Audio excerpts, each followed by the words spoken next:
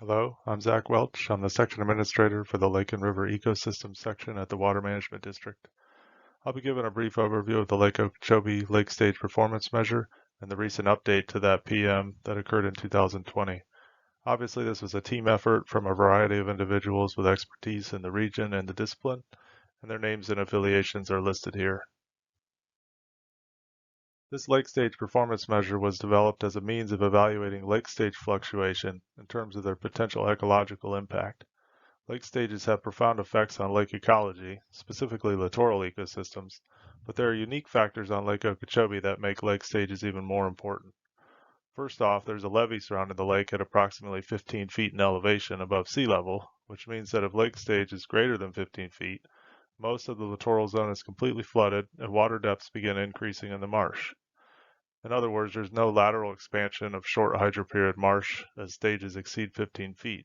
There's just a conversion to longer hydroperiod communities at that point. Second, there's a fairly abrupt change in the shoreline gradient that occurs around 12 feet above sea level, meaning there's a broad littoral shelf between approximately 12 and 15 feet in elevation, and the photic zone drops off fairly quickly beyond that. You can see that best in this graphic where you go from reds and oranges, or around 12 to 14 feet through most of the marsh, and then rather quickly to blues, which are around 8 feet or so, along the eastern edges of the marsh. Thirdly, there's a significant accumulation of nutrient-laden sediment in the center portions of the lake, or a legacy pool of phosphorus and other nutrients, which is fairly easily resuspendable and causes light-limiting conditions in those areas much of the year. So much of this sediment pool is able to be resuspended because the lake is so large and so shallow, providing plenty of lake fetch and very little water depth so the wave action can reach the substrate pretty easily. Lastly, because the lake is so large and has such an expansive littoral shelf, there's essentially a limnetic system, a palestrin marsh, and a significant dynamic transition zone between them, which we refer to as the nearshore zone. These next two slides will briefly describe those characteristics. The graphic in the upper left, borrowed from research in the Great Lakes, shows the same kind of dynamic between a limnetic, nearshore, and littoral marsh. And the key thing to note is the degree of connectivity between these systems is largely dependent on lake stage. The higher water levels are, the more lateral transport you can have between the turbid, high nutrient limnetic portion and the clearer, lower nutrient littoral zone. The nearshore area on Lake Okeechobee is the primary zone for submerged vegetation and represents an area that shifts between macrophyte or phytoplankton-dominated states, depending primarily on water levels. And this graphic demonstrates the levee effect through illustrating water levels at a few different lake stages in terms of how much habitat would be of appropriate depth for wading bird foraging. So the lightest blue approximates where habitats would be the right depth for short-legged wading birds to forage at around 12 feet in lake stage, and then 15 feet in lake stage or 16 feet in lake stage on the right. You can see that at 12 feet, much of the marsh is dry and foraging would be limited to isolated pockets in the marsh that don't show up at this resolution, like boat trails or on the outer edges of the marsh. Whereas at 16 feet on the right, there's very little area on the lake for short or long-legged wading birds, not to mention the prey dispersal mechanisms when there's that amount of connectivity and inundation in the marsh. So taking these and other things into account, much of which are summarized in a couple papers listed below here, researchers recommended a seasonally varying lake stage of between 12 to 15 feet, which tends to maximize the littoral extent of the lake and allows for shallow marsh communities at the highest elevations. However, when this stage range was developed into an envelope, which was meant to include interannual variability for a recover performance measure, it was defined as 12 to 16 feet, or the way many people have described it, as 12.5 to 15.5 feet in stage range, plus or minus half a foot. So why was the envelope recently updated? First of all, the supporting studies generally focused on a 12 to 15 foot stage range, not 12 to 16 feet. There was a critical lack of information about how the cited studies supported the higher recommended envelope. There's typically less information about the seasonality of the stages or the transitional periods between the highs and the lows, so we wanted to revisit those as well. We also had about 11 to 12 years of additional monitoring data to gauge littoral responses to this stage range.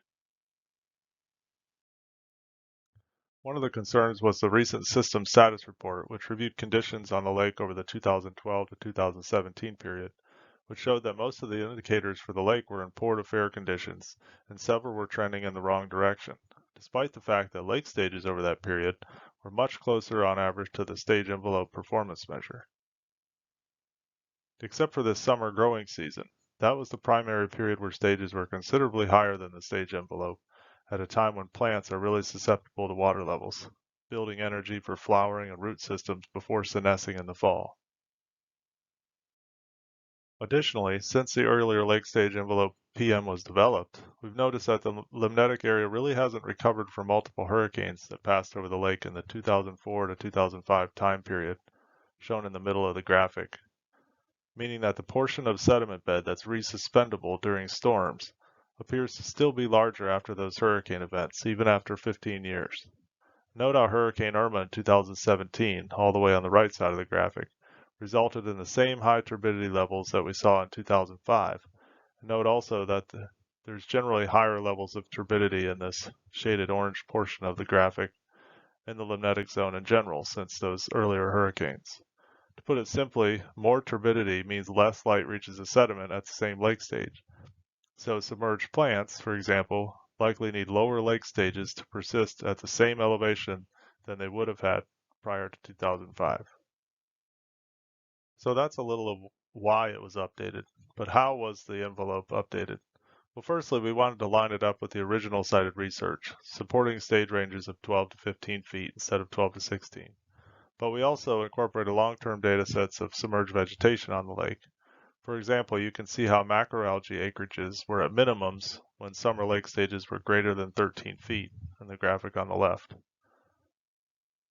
or how vascular SAV recovered peak biomass and stem heights after Hurricane Irma in areas where minimum summer water levels were a foot deep or less, or even dried out actually, in this next graphic in the middle.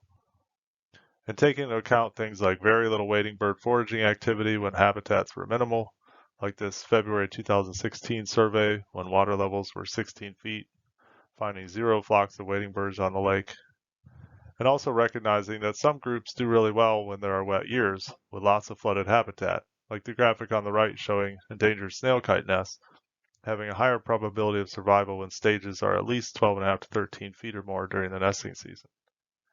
And of course, we relied on the panel's best professional judgment as well, having many decades of combined experience on the lake.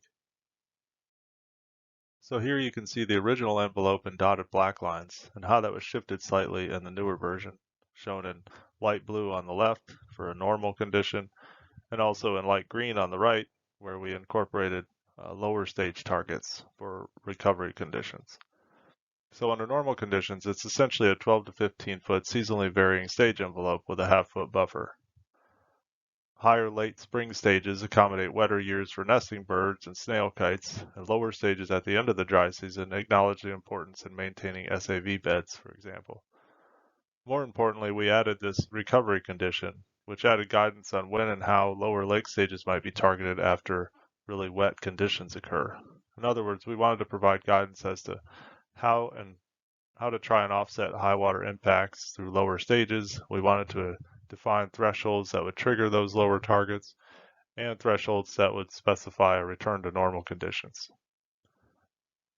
This recovery envelope is essentially a shift of a half to 1 foot lower depending on the time of year.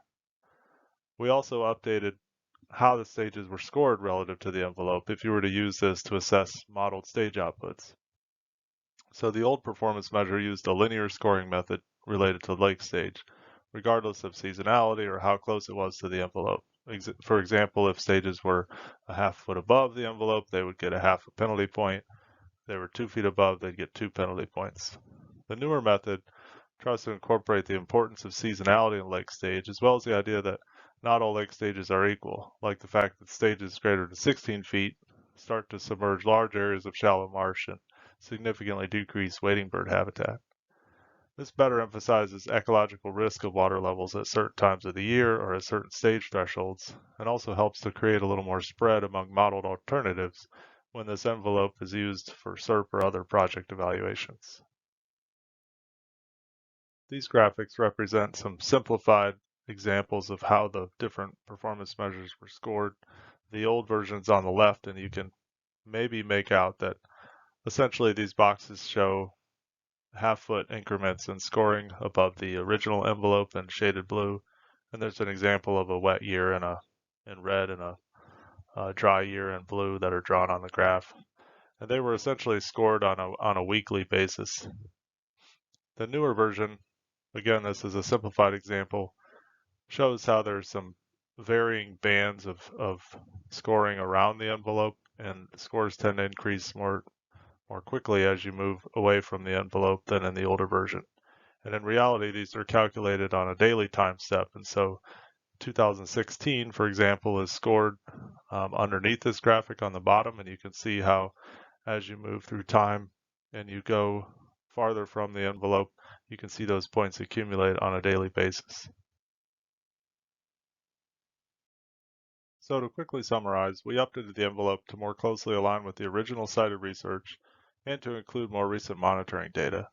We incorporated a lower stage target and defined transition thresholds as a means to account for multi-year impacts or antecedent conditions when scoring long-term model runs.